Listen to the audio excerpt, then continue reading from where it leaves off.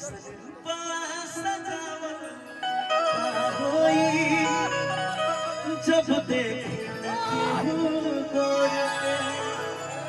जब देखो चाहे तू करेलू का गुजरेला दिल पे दौर से गजरा लगा होई जब देखो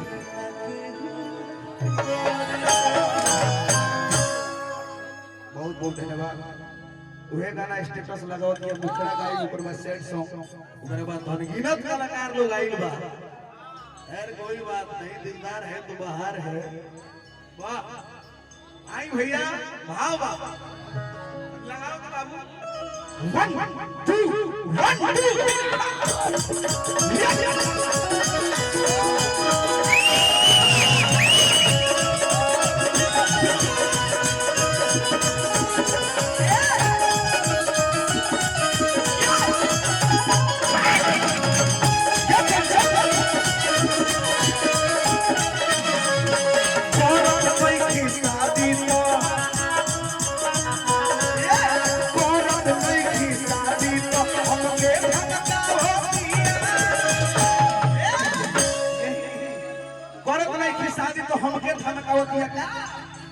तो हमारा फोटो पे फतार लिख दे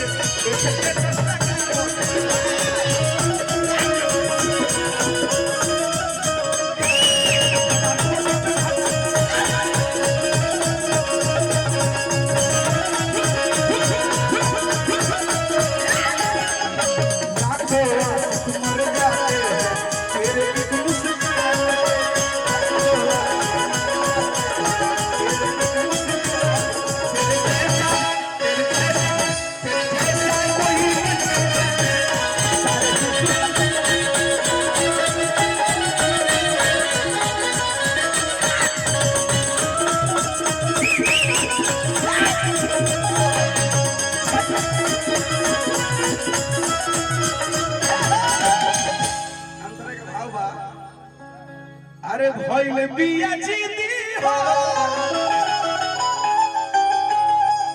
जानतिया विधि हो कहतिया जाई अब कोट में। हां बैठ भइल बिया जीती हो जानतिया विधि हो कहतिया जाई अब कोट में। कैमरो वाला का जुटौले भी है यूट्यूब वाला भाई लोग भाई हमार तो सब लोग लाइक ना डालेला लेकिन क्या करिएगा, लेकिन भाई आप लोग हैं मेरा जरूर आप लोग डालते हैं। ए भाई भैया जीती हो जानत या विधि हो बहुत दिया जाए बाबू कोर्ट में का तो रखले बिया मीडिया आ छुटाई का तू मीडियो हो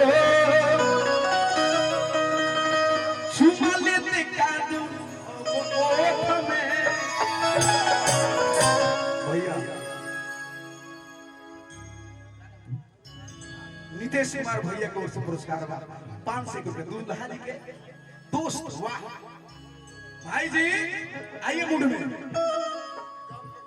लास्ट है गम का गाना फरमाइश है तो बस मुखड़ा गाऊंगा चला जाऊंगा। तो जानती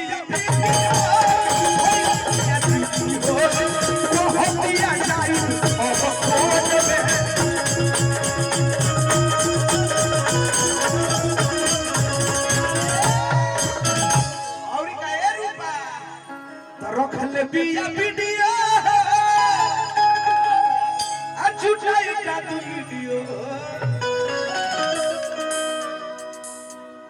चुमले का तू ओठ में नाखून गड़ा दे के आया। ए तो भइले बिया जीती हो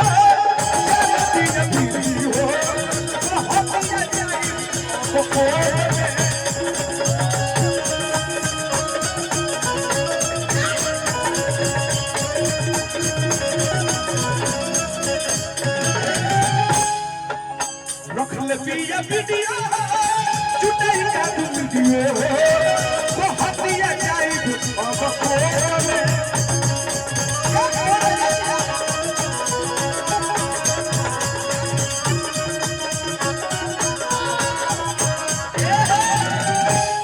दीपक दिले तारे के संगे आई पवनों के फसावतिया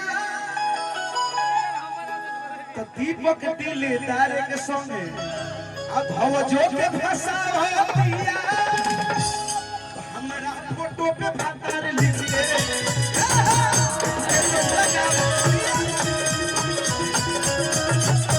फोटो पे भातार